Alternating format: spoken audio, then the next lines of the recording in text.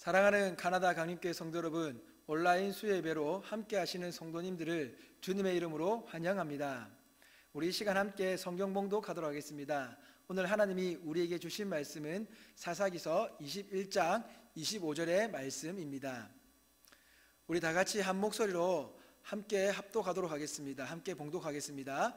그때에 이스라엘에 왕이 없으므로 사람이 각기 자기의 소견에 옳은 대로 행하였더라. 아멘. 오늘 이 말씀을 가지고 우리는 구약개론 세 번째 시간을 가지려고 합니다. 세 번째 시간으로 우리는 순종이라는 주제를 가지고 나아가려고 합니다. 순종이라는 주제로 나아갈 때에 하나님께서 성령의 지혜를 통하여 우리들에게 귀한 깨달음의 은혜 부어주실 줄 믿습니다. 우리는 지난 시간까지 해서 구약 성경이 어떻게 구성되어 있는지를 살펴보았습니다. 그래서 역사서 17권 이 안에 시가서 5권이 들어가 있고 그리고 선지서 17권이 들어가 있다라고 말씀을 드렸습니다. 그래서 구약 성경은 총 39권의 책으로 되어 있다라고 말씀하였습니다. 그리고 난 뒤 우리는 먼저 지난 시간까지 해서 역사서의 앞부분에 나오는 5권인 모세오경에 대해서 살펴보았습니다. 그래서 창세기부터 신명기까지 살펴보았고 오늘 우리는 역사서의 또 한 부분인 여호수아와 사사기, 룻기를 살펴보려고 합니다. 이 세 권의 말씀을 통하여서 우리는 함께 하나님께서 원하시는 것이 무엇인지, 그것이 바로 순종이라는 것에 대해서 한번 나눠보도록 하겠습니다. 제가 예전에 참 재밌게 읽었던 책이 있습니다. 그 책을 읽게 된 배경은 바로 제목 때문이었습니다. 그 당시에 신성석 작가가 쓴 책이었는데 이 작가님이 제목을 읽어야 이긴다라는 제목을 내놓으셨습니다. 그 당시에 저에게는 이 제목이 참으로 가슴에 와닿았고 그리고 되게 재밌었습니다. 그래서 이 책을 단숨에 사서 신간으로 읽었던 기억이 있습니다. 그때 그 책에서 나왔던 이야기 중에서 이런 이야기가 있었습니다. 인생이 잘 풀리는 시기에는 독서가 어렵지만 오히려 인생의 어려운 시기, 고난의 시기를 겪을 때에는 우리의 부족한 점, 자신의 부족한 점이나 개선해야 될 점들이 보이기 때문에 책을 읽으면서 자기 개발을 하기가 좋다라는 그러한 이야기였던 것 같습니다. 그래서 우리 이 책을 통하여서 그분이 어떤 얘기를 하셨냐면은 한 권의 책으로 읽고 끝나는 것이 아니라 책을 꾸준히 읽는 것이 좋다라는 내용이었습니다. 21세기 지식정보의 시대를 살아가면서 우리들은 책을 통하여서 자기 개발을 하며 또 좋은 말들, 나에게 유익이 되며 변화시킬 수 있는 말들을 다시 한 번 더 읽고 쓰면서 자신에 대해서 코멘트하면서 발전을 시켜나가는 것에 대해서 고민하였던 내용이었습니다. 저는 이 책의 제목을 빌어서 여러분에게 똑같이 한 가지를 권면하고 싶습니다. 그것이 무엇이냐면 우리는 바로 성경을 읽어야 이긴다라는 것입니다. 왜냐하면 성경의 말씀은 하나님의 역사가 기록되어져 있는 말씀입니다. 그 성경의 말씀 속에서 지난 첫 시간에 말씀드렸지만 성경은 그 당시에 그 배경을 먼저 이해하는 것이 중요하다고 말씀드렸습니다. 하지만 이 성경의 역사가 그 당시 그 배경으로 기록되어져 있지만 그 당시 그 배경에 그때 임하셨던 그 하나님이 오늘날 21세기 우리들에게도 그대로 적용되기 때문입니다. 그 당시에 그 사람들에게 행하셨던 그 구원의 놀라운 역사가, 그 구속의 역사가 지금 오늘날 21세기에도 저와 여러분에게 하나님의 놀라운 구원의 역사가 이루어지고 있기 때문입니다. 그래서 우리는 오늘 이 여호수아서 그리고 사사기서, 룻기서를 통하여서 그 옛날의 이야기로만 그치는 것이 아니라 그 말씀이 오늘날 우리에게 어떻게 적용될 수 있는지에 대해서 한번 살펴보려고 합니다. 그래서 우리가 먼저 살펴보고자 하는 여호수아를 통해서 우리가 알 수 있는 것은 무엇이냐면 여호수아는 전체적으로 이야기한다면 정복, 정착을 했다라는 내용으로 나오게 됩니다. 신명기서까지는 우리는 잘 알고 있듯이 모세를 통하여서 출애굽한 이야기가 나옵니다. 그러면서 가나안 땅을 들어가기 직전에 모세가 죽으면서 그 이스라엘 백성들이 이 가나안 땅에서 어떻게 살아야 되는지에 대해서 자세하게 잘 이야기해 주었습니다. 그리고 이 여호수아가 이 모세의 뒤를 이어서 리더십을 이어받으며 여호수아를 통하여서 하나님이 약속하셨던 그 놀라운 약속의 성취가 이루어지는 것이 바로 여호수아서입니다. 그래서 여호수아서의 구성을 살펴보면 1장에서 12장까지는 이 가나안 땅을 정복해 나가는 과정이 기록되어져 있습니다. 그리고 13장에서 21장까지는 모세의 때에 약속하셨던 대로 그 각 지파에게 맞는 땅의 분배를 이루어 나가는 것이 나와 있습니다. 그리고 마지막 세 번째로는 22장에서 24장까지에서 여호수아의 마지막 날들이 기록되어져 있습니다. 그래서 마지막 여호수아의 고별의 이야기들, 유언이라고 이야기할 수 있는 그 부분이 이 부분에 잘 나와 있습니다. 그렇게 여호수아서는 이렇게 해서 꾸며져 있는데, 여호수아는 모세를 통해서 리더십을 이양받고 난 뒤에 그 땅을 어떻게 정복해 나가냐면은, 우리가 잘 알고 있는 대로 하나님께서 약속하신 대로 그 땅을 정복해 나가는 것을 알 수 있습니다. 왜냐하면 먼저 모세오경에서는 하나님께서 이 땅에 대해서 하나님의 언약을 성취해 나가겠다라는 것을 꾸준하게 이야기해 주셨습니다. 그래서 여호수아는 모세 때에 기록되어졌던 이 모세오경, 그래서 하나님이 약속하시겠다라는 그 약속을 끊임없이 들었던 그들이 이제 드디어 가나안 땅에 들어가서 그 약속을 성취하게 되는, 체험을 하게 되는 것이 이 여호수아였습니다. 그래서 여호수아는 어떠냐면은 하나님께서 그 여호수아를 통하여서 한 발 한 발 나아가는데 하나님께서 놀라운 기적을 보여주십니다. 그것은 무엇이냐면, 처음 여호수아가 이제 가나안 땅으로 들어갈 때 하나님께서 여호수아 1장 3절과 4절에 이렇게 말씀해 주셨습니다. 내가 밟는 땅을 모두 다 주었다라고 말씀하셨습니다. 그러니 모세 때 약속하셨던 그 땅, 내가 주겠다라는 것, 젖과 꿀이 흐르는 땅에 가서 그 땅이 너희 땅이 될 것이다 했던 그 내용이 3절과 4절에 나옵니다. 그래서 여호수아에게 주었다. 그렇기 때문에 이 가나안 땅이 너희의 영토가 될 것이다라고 하나님께서는 말씀해 주고 계십니다. 그런데 하나님께서 이렇게 말씀하실 때에 뭐라고 말씀하시냐면은, 평생에, 내 평생에 능히 너를 대적할 자가 없다라는 겁니다. 왜냐하면 모세와 함께 하듯이 내가 너와 함께 한다라고 하나님이 말씀해 주기 때문입니다. 모세가 약속을 이루었다고 한다면 그 약속의 성취, 그 언약을 받은 모세의 약속의 성취가 여호수아로부터 이루어진다라는 것을 하나님께서 말씀해 주고 있습니다. 그래서 하나님께서는 우리들에게 뭐라고 말씀하시냐면 이렇게 이야기하십니다. 이 율법책에 대해서 어떻게 하라고요? 묵상하라고 이야기하고 있습니다. 그리고 그 말씀을 지켜 행하라라고 말씀하십니다. 그러면 우리의 길이 평탄할 것이며 형통하리라고 말씀하십니다. 그리고 이 모든 것을 통하여서 우리는 어떻게 해야 됩니까? 하나님께서 명령하시고 말씀하신 거기 때문에 강하고 담대한 마음으로 두려워하지 말고 놀라지 말고 우리는 그 가나안 땅을 정복해 나가야 한다는 것입니다. 왜입니까? 내 하나님 여호와가 너와 함께 하시겠다라고 약속하셨기 때문입니다. 그 약속이 이제 성취된다라는 것이죠. 하나님께서 우리와 함께 하신다는 그 사실이 이루어진다라는 것을 보여주신다라는 것입니다. 사실 이 가나안 땅의 정복은 단순히 이 여호수아가 이끌어가는 그 리더십에 의해서 정복이 되는 과정이 아닙니다. 우리는 여호수아 생각하면은 여호수아의 리더십에 많이 집중을 하고 있습니다. 맞습니다. 여호수아의 리더십이 굉장히 중요합니다. 그러나 오늘 이 말씀을 통해 볼 때에 여호수아의 리더십도 중요하지만 그 여호수아가 리더를 할 수 있게끔 만들어 주신 분이 누구냐라는 겁니다. 모세입니까? 아닙니다. 바로 하나님이십니다. 하나님께서 뭐라고 하셨다고요? 모세와 함께 한 것 같이 너와 함께 하겠다라고 말씀해 주셨다라는 것입니다.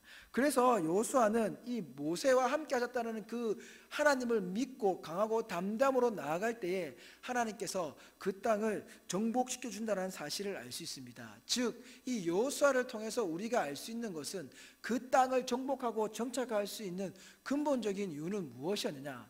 그 땅의 전쟁이 여호수아와 이스라엘 백성이 치르는 전쟁이 아니라 겉으로는 그들이 치르는 전쟁이지만 실제로는 하나님의 전쟁이었다는 겁니다.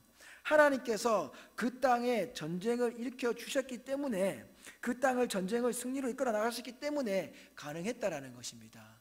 그러면 하나님께서는 왜 이 땅의 전쟁을 승리로 이끌어 나가셨던 것일까요? 바로 하나님의 언약의 성취가 이루어지는 과정입니다. 하나님의 언약의 성취가 이루어진다는 것은 바로 하나님의 구원의 역사가 온전히 이루어지고 있다는 것을 보여주고 계십니다. 즉 이 언약의 성취는 역사적인 토대 위에서 일어나고 있는 일입니다. 하나님께서 분명히 역사적으로 이 사건을 보여주시면서 역사적으로 하나님의 백성이 어떻게 구원을 이루게 되었고 어떻게 그 땅을 정복하게 되었는지가 그대로 나와 있는 것이 이 여호수아의 이야기라는 것입니다. 그래서 가나안 땅의 정복은 하나님의 언약의 성취이자 그 땅에서 있어서는 안 될, 하나님의 땅에서는 있어서는 안 될 죄악들에 대한 심판이 기록되어져 있는 것이 바로 이 여호수아입니다. 우리가 잘 알고 있듯이 여호수아는 어떻습니까?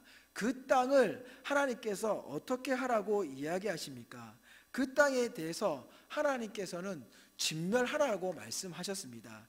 그래서 그 땅의 진멸에 대해서 어떻게 이야기하고 있냐면 여호수아서는 이렇게 이야기하고 있습니다.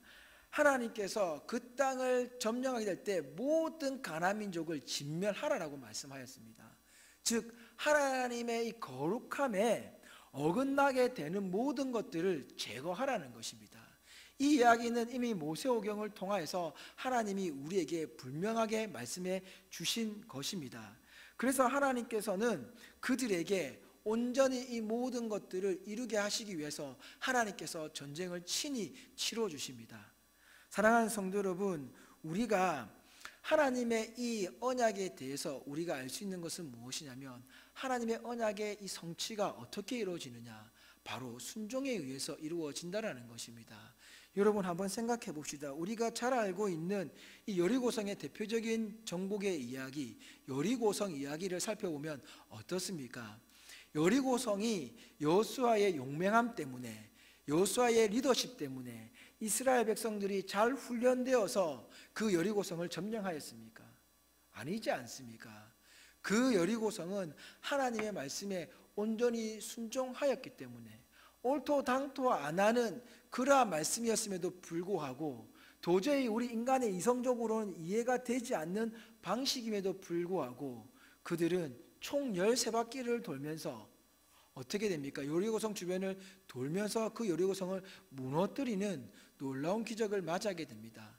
그러면 반대로 가장 작게 보였던 아이성은 어떻습니까? 아이성에서는 실패하게 되었습니다. 아이성의 실패가 여호수아의 이 리더십이 약해서입니까? 여호수아가 전쟁을 여리고성을 이기고 난 뒤에 지략이 없어서였습니까? 그게 아니라 그들이 하나님의 말씀에 순종하지 않았기 때문에, 하나님의 말씀에 분명히 순종하였다고 한다면 아간의 범죄가 일어나지 않았겠지요. 그러나 아간의 범죄, 즉 하나님 앞에 불순종하였기 때문에 그 가장 작은 성 아이성 전투에서 실패를 맛보게 되었습니다. 이렇게 하나님께서는 순종과 불순종의 차이를 확실하게 보여주셨습니다. 그래서 그들은 이 땅을 정복하면서, 가나안 땅을 정복하면서 가장 견고한 성읍이었던 여리고성, 그리고 가장 약하게 보였던 아이성, 이 두 곳을 통하여서 하나님의 말씀에 순종하였을 때에 그들이 가지고 있는 전투력에 그 전쟁의 승리가 달려있는 것이 아니라 하나님에게 달려있다라는 것, 하나님이 말씀하신 대로 이 땅을 우리에게 주셨기 때문에 우리가 하나님의 말씀에 온전히 순종하여서 강하고 담담으로 나아갈 때에는 그 땅을 정복할 수 있지만 불순종할 때는 아니라는 것입니다. 그러니 우리가 이 땅에서 하나님의 말씀에 의해 승리한다는 것은 어떻게 된다는 것입니까? 우리들의 지식과 지혜가 있는 것이 아닙니다. 우리들의 전략과 전술에 있는 것이 아닙니다. 오직 하나님의 능력에 달려있다는 것이 바로 이 여호수아의 말씀입니다. 만약 인간의 지혜, 인간의 지식, 인간의 모략, 인간의 지략이 통하였다고 한다면 가나안 땅의 정복은 결코 일어날 수 없었을 것입니다. 우리가 잘 알고 있듯이 이스라엘 역사는 출애굽의 역사입니다. 이집트에서 노예 생활하던 그였습니다. 노예 생활하던 그들이 광야에서 40년을 보내고 가나안 땅으로 들어가게 되는데 어떻게 그 도시국가가 형성되어 있고 그 견고한 성으로 지어져 있던 그 가나안 땅을 정복할 수 있다는 말입니까? 도저히 있을 수가 없는 이야기입니다. 그러니 아마도 그들의 지식과 지략대로 갔다면 첫 전쟁이었던 여리고성부터 그들은 실패를 했을 것입니다. 그리고 노예의 신분으로 있던 애굽에서부터 나오는 것이 불가능했을 것입니다. 이렇게 하나님께서는 애굽을 나오는 것도 불가능한 일이었는데 하나님께서 하시겠다라고, 하나님께서 언약을 성취하시겠다라고 하시니 출애굽이 가능했던 것이고, 그리고 오늘날 이 가나안 땅을 정복하는 일도 가능했던 것입니다.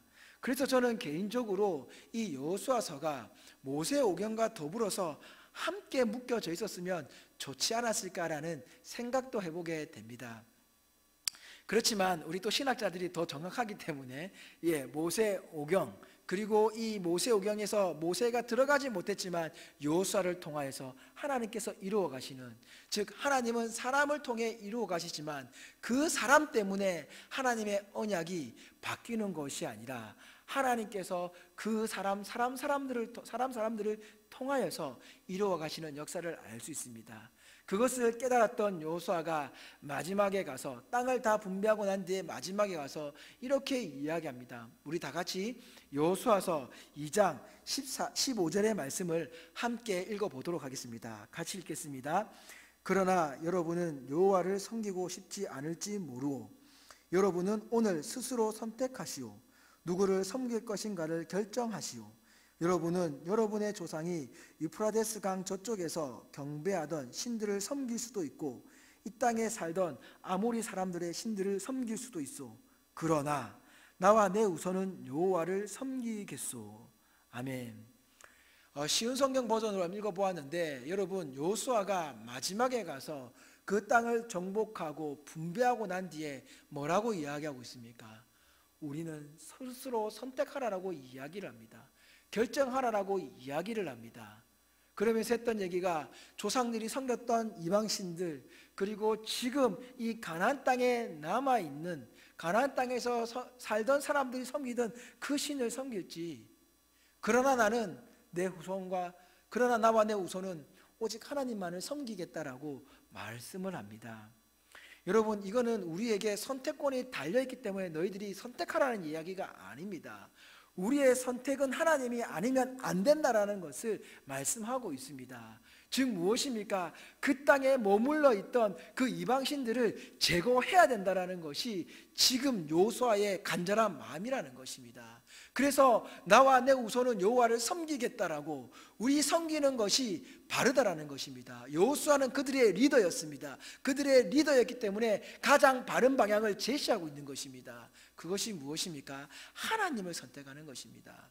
우리 과거 조상들이 잘못했던 그 신들을 선택하는 것이 아니라, 이 땅에서 섬기고 있던 이 과거의 신들을 섬기는 것이 아니라, 이 땅을 약속하여 주셨고 이 땅을 정복해 주셨고 우리들에게 올바른 땅을 분배를 허락하여 주신 하나님에 의해서 우리는 살아가야 된다는 것, 그러므로 우리는 하나님께 온전한 순종함으로 살아가야 한다는 것이 바로 이 여호수아의 큰 주제라고 말씀드릴 수 있습니다. 오직 하나님께 순종한다라는 것은 무엇입니까? 하나님 앞에 전적으로 나의 모든 것을 맡긴다라는 얘기인 거고, 그래서 처음에 말씀드렸던 대로 이 땅을 주겠다, 이것이 너의 영토가 되겠다라고 하시며 하나님께서 강하고 담대하라, 두려워하지 말라, 놀라지 말라라고 하셨던 그 하나님을 믿고 따르는 것이 바로 순종이라는 것을 말씀하고 있습니다. 사랑하는 성도 여러분, 이 여호수아를 통하여서 우리가 분명히 깨달을 수 있는 것은, 이 24장까지 흐르는 이 시간 동안 분명히 깨달을 수 있는 것은 무엇이냐면, 순종할 때에 바로 그들은 승리할 수 있었습니다. 하나님 앞에서 강하고 담대한 마음을 가질 수 있는 이유는 어디 있습니까? 우리가 말씀에 순종할 때입니다. 하나님을 전적으로 순종해야지만이 우리는 강하고 담대한 마음을 가질 수 있다는 것입니다. 하나님에게 순종할 수 있다는 것은 바로, 하나님 앞에 겸손할 수 있다는 것은 바로 이 세상에서 강하고 담대하게 살아가는 것임을 잊지 않는 저와 여러분 되시기를 주님의 이름으로 축원드립니다. 그리고 그 다음에 나오는 것이 바로 이 사사기서입니다. 사사기서는 우리가 잘 알고 있듯이 안타까운 이야기들이 펼쳐져 있습니다. 그래서 사사기서의 큰 주제는 악순환과 하나님의 주권이라고 말씀드릴 수 있습니다. 사사기서는 계속해서 반복되어지는 그 이스라엘 백성들의 죄가 나옵니다. 그리고 그 반복되는 죄 속에서 그들은 힘들어질 때마다 하나님을 찾습니다. 그러면 하나님께서는 사사를 통해 그 땅의 백성들을 구원해 주십니다. 그러면 그 사사가 사는 동안에는 태평성대를 이룹니다. 평안하게 살아갑니다. 그런데 어떻습니까?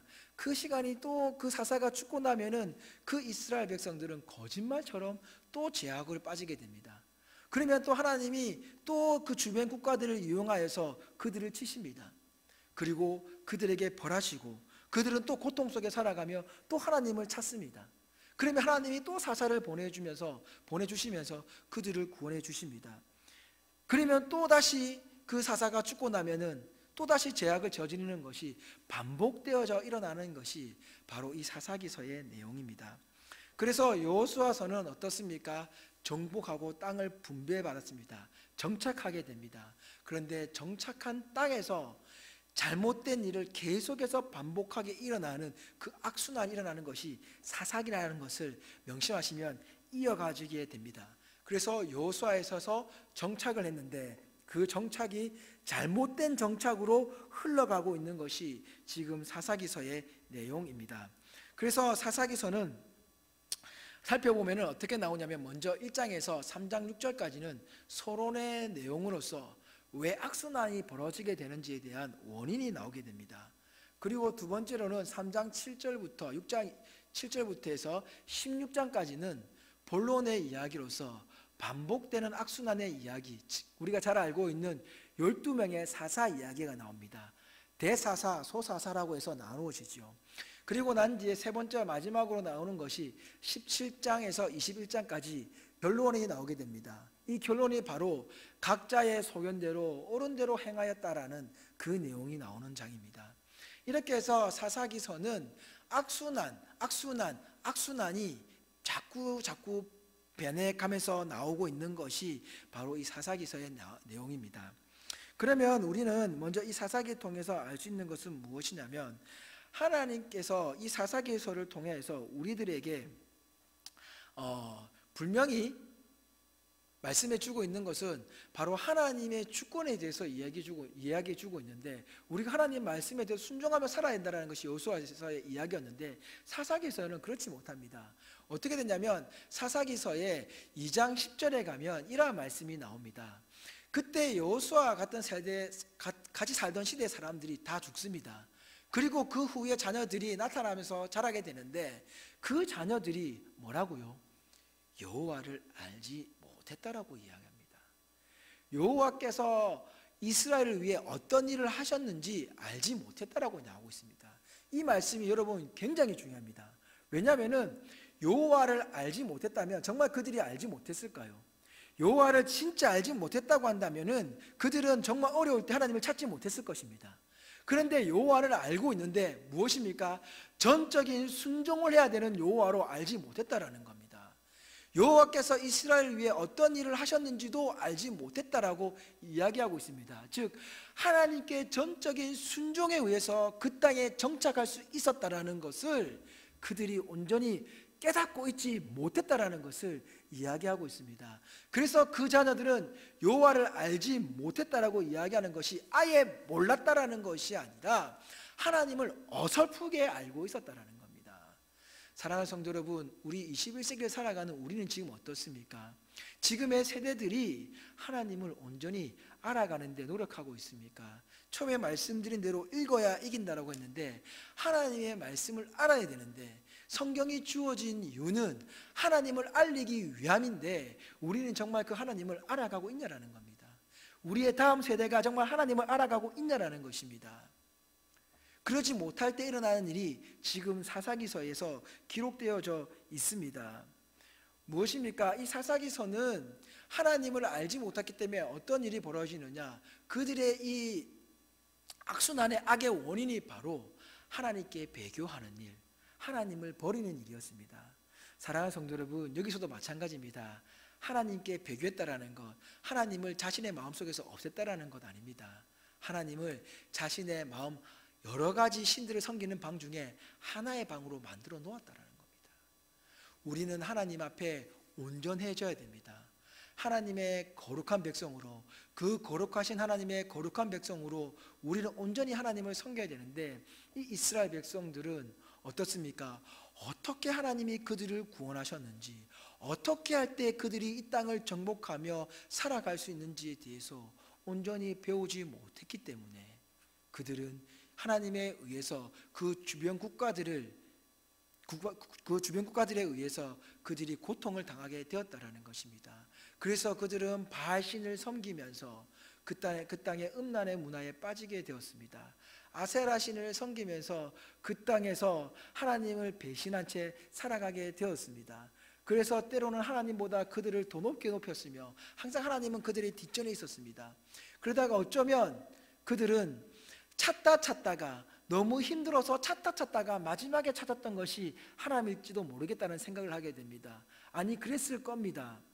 그렇게 마지막 때 하나님을 찾았을 때에 하나님께서는 사사를 보내주십니다. 그런데 더욱더 놀라운 사실은 그 사사들마저도 온전하게 하나님을 제대로 섬기는 사사들이 없었다는 겁니다. 하나님을 알고 따르긴 했지만 그들에게 택배의 성대가 주어졌을 때에 여전히 하나님 앞에 범죄를 저지르는 사사들의 모습을 보게 됩니다. 그럼에도 불구하고 하나님의 신실하심, 하나님의 주권이 나타나는데 그것이 무엇이냐면, 그럼에도 불구하고 하나님은 그들과 함께 하시면서 하나님의 약속의 성취, 구원을 이루시겠다라는 그 약속을 성취해 나간다라는 것입니다. 그러한 불순종 속에서도 하나님은 그들을 순종시키며 나가는 것이 사사기서의 내용입니다.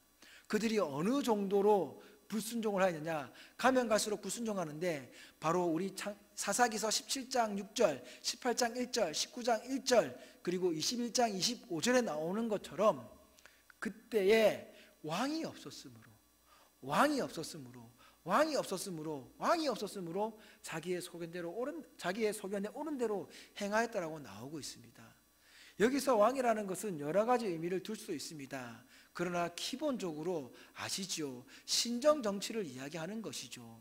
그러니 하나님께서 우리의 왕이 되실 때에 어떻게 됩니까? 왕의 법대로 따르는 것이 그 당시 문화였습니다. 지금도 우리가 국가의 법을 따라야 되지 않습니까? 그 당시는 왕정시대였기 때문에 왕의 법을 따라야 되는 것입니다. 그런데 그들에게 하나님이 왕이 아니시니, 신정정치가 되지 않으니 어떻게 됩니까? 자기 소견에 옳은 대로 행하였다라는 겁니다. 그들의 중심에 하나님이 없었다라고 말합니다. 그런데 놀라운 사실은 하나님은 그럼에도 불구하고 하나님께서는 그들에게 계속해서 끊임없이 하나님을 찾도록 만드십니다. 어떻게요? 그들에게 고난과 고통을 허락하셔서 하나님을 찾게 만드셨다라는 것입니다. 하나님이 구원하시겠다라고 약속하셨던 그 백성들에게 주변의 국가들, 그들이 진멸해야 됨에도 진멸하지 못했던 그 상황 속에서도 하나님께서는 그 상황을 역기용하셔서 하나님께서 그들을 구원으로 이끌어 주셨다라는 것입니다. 우리 함께 신명기서 7장 2절 말씀 읽도록 하겠습니다. 같이 읽겠습니다. 내 하나님 여호와께서 그들에게 내게 넘겨 내게 치게 하시리니 그때 너는 그들을 진멸할 것이라. 그들과 어떤 언약도 하지 말 것이요 그들을 불쌍히 여기지도 말 것이며. 아멘. 하나님은 분명히 모세를 통하여서 이 땅 가나안 땅을 정복하였을 때에 그들을 모조리 다 진멸할 것을 말씀하셨습니다. 어떠한 동정심도 가지지 않기를 바라셨습니다. 아니, 바라신 것이 아니라 명령하셨습니다. 여기에 우리는 순종하였어야 됩니다. 그런데 순종하지 못하여서 그들을 남겨두었습니다. 물론 그 첫 번째 남겨두었던 것이 우리가 잘 알고 있는 것처럼 여호수아에 나왔던 기브온 족속의 그 거짓말에 속아 넘어간 것이었습니다. 그리고 난 뒤에 모든 족속들이, 지금 이 모든 지파들이 각 지파의 자리에 남겨두었던 그것이 화근이었다는 것이죠. 그것이 어떻게 또 나오냐면 이어지는 7장 1절의 말씀에 이렇게 나와 있습니다. 같이 한 번 더 읽겠습니다. 내 하나님 여호와께서 너를 인도하사 내가 가서 차지할 땅으로 들이시고 내 앞에서 여러 민족 핵족속과 기르가스 족속과 아모리 족속과 가나안 족속과 브리스 족속과 휘 족속과 여보스 족속과 곧 너보다 많고 힘이 센 7족속을 쫓아내실 때에, 우리보다 힘이 세다라고 이야기하고 있습니다. 힘이 센 7족속을 쫓아내실 때에 어떻게 하셨습니까? 모조리 진멸하라고 얘기했습니다. 즉 그러니 원래 그 족속에 있는 사람들한테 이 이스라엘 백성들이 상대가 안 된다라는 얘기죠. 그러니 그 족속들이 남아있다라는 것은 무엇이냐면 결국은 우리가 그 족속들에게 잡아먹히게 될 것이라는 것을 하나님이 이미 말씀해 주셨습니다. 그래서 하나님은 진멸하라고 하였음에도 불구하고 그들은 그렇게 하지 못하셨기 때문에 하나님은 그 말씀에 불순종한 그들을 통하여서 어떻게 합니까? 그 약속하셨던 그 민족들, 가나안 땅에 살고 있던 그 민족들을 진멸하였을 때에 진정한 승리가 있을 거라 했는데 그 민족을 진멸하지 못하였을 때 그 민족을 사용하여서 이스라엘 백성들을 고통 가운데로, 고난 가운데로 밀어 넣으셨습니다. 그리고 어떻게 하십니까? 그들을 통하여서 그들이 하나님을 찾게 만드셨다라는 것입니다.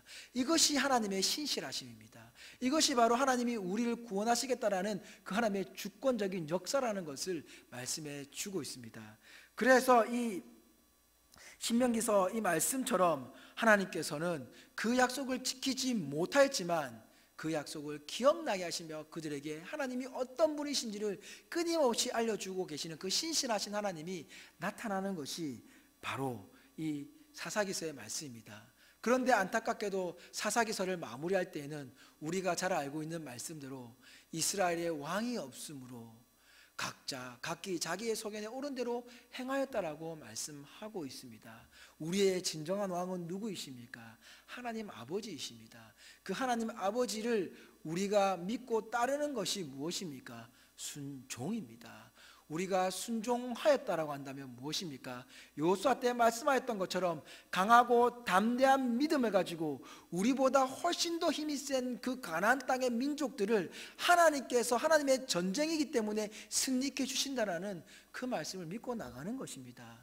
순종이라는 것은 겸손이 포함되어 있는 것이지만 그것이 하나님 앞에서의 겸손이고 순종이지 세상 앞에서는 담대함이라는 것을 잊지 않으셨으면 좋겠습니다. 세상의 그 어떤 거대한 위기 속에서도 그 고난과 고통 속에서도 그것을 능히 이기게 하실 분은 하나님이라는 것, 그래서 하나님이 세상의 주관자 되시며 우리를 이끌어 가신다라는 그 사실을 놓치지 않는 것이 우리의 순종이라는 사실을 잊지 않는 저와 여러분 되시기를 주님의 이름으로 축원드립니다.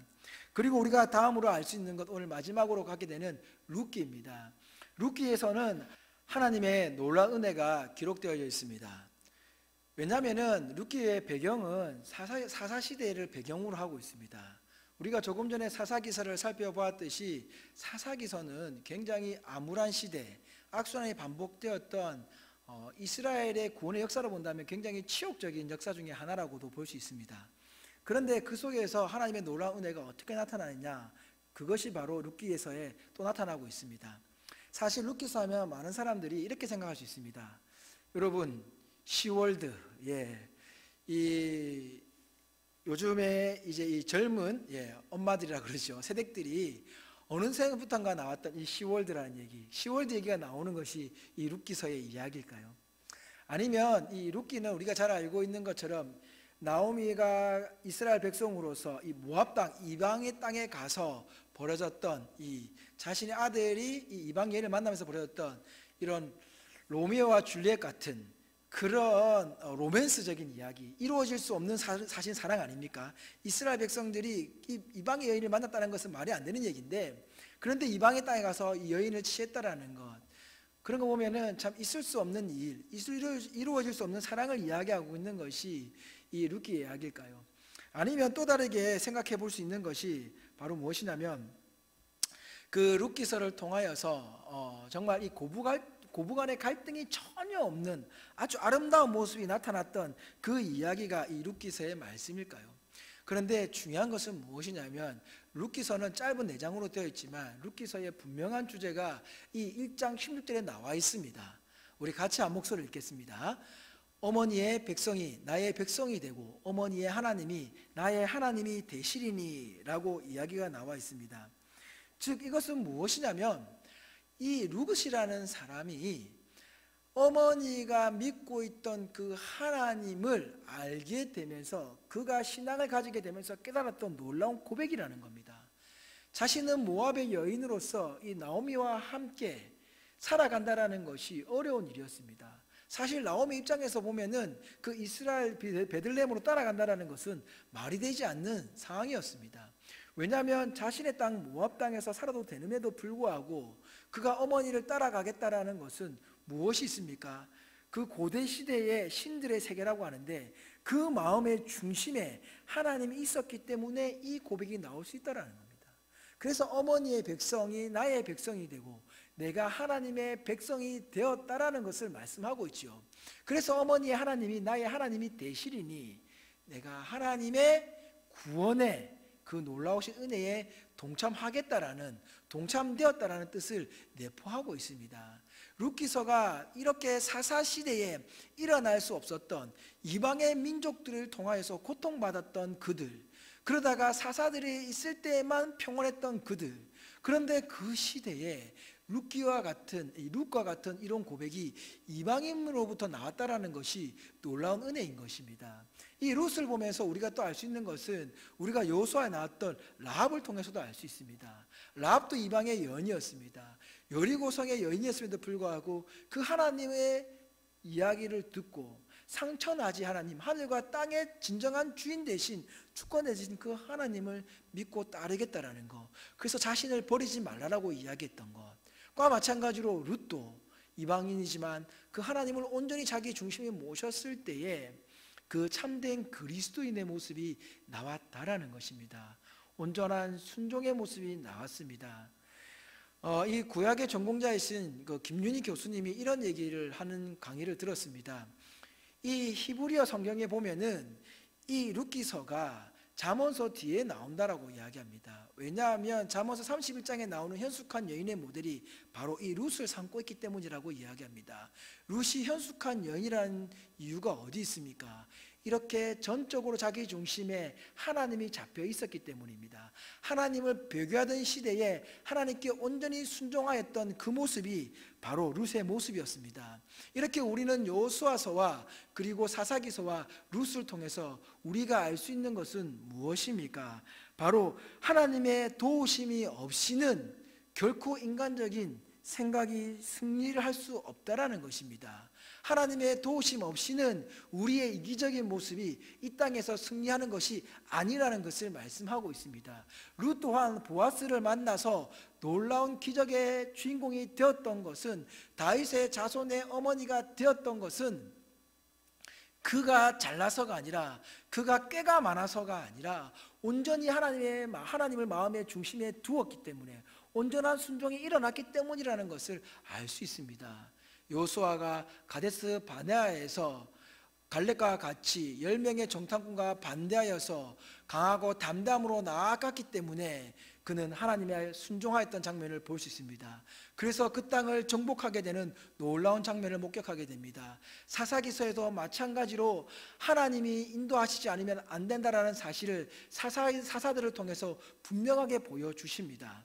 그리고 룻을 통해서도 마찬가지입니다. 그 어려운 시대에, 그 어려운 땅에서 자신의 이방인의 여인이 되는 것조차, 이스라엘 백성과 만나서 결혼하는 것조차 이해가 안 되던 상황 속에서 그 집안을 따라간다라는 것, 남편을 잊고 시어머니만 모시고 따라간다라는 것, 그것도 말이 되지 않습니다. 그리고 그 땅에서 보아스를 만나서 주 예수 그리스도의 계보가 되는 다윗의 혈통을 만들어내는 놀라운 기적을 체험한다는 것도 말이 되지 않습니다.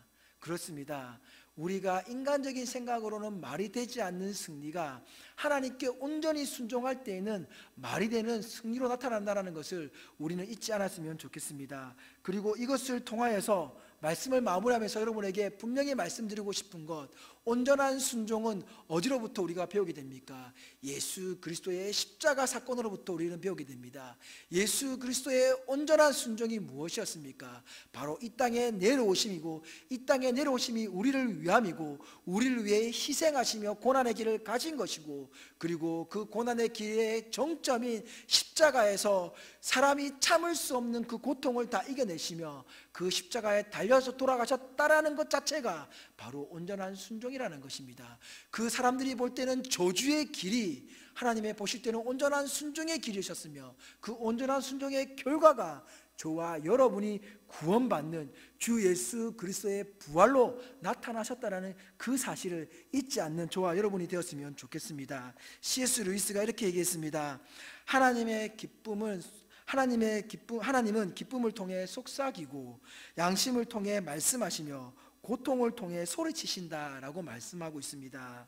사랑하는 성도 여러분, 즉 이 C.S. 루이스가 말하는 것은 무엇이냐면 하나님은 고통을 통하여서 온전한 기쁨을 우리에게 주셨다라는 겁니다.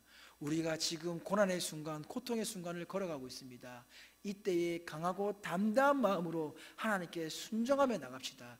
그때에 하나님께서 세상에서 줄 수 없는 참된 평안과 위로와 안아주심, 참된 기쁨을 우리에게 허락해 주시는 줄 믿습니다. 그 예수 그리스도의 십자가의 길이 단순한 길이 아니라 하나님 앞에 온전히 순종할 때만 세상 가운데 강하고 담대한 믿음을 가지고 그 부활의 믿음을 가지고 나아가는 기름을 잊지 않고 우리가 이 여호수아와 사사기와 룻기를 통하여 예표해 주신 그 예수 그리스도의 놀라운 순종 아래 복종하며 나아가는 저와 여러분 되어서 이 코로나 바이러스 기간이 길어지고 있는 이때에 흔들릴 수 있는 믿음 속에서 강하고 담대한 굳건한 믿음의 자리로 승리하시는 저와 여러분 되기를 주님의 이름으로 축원드립니다.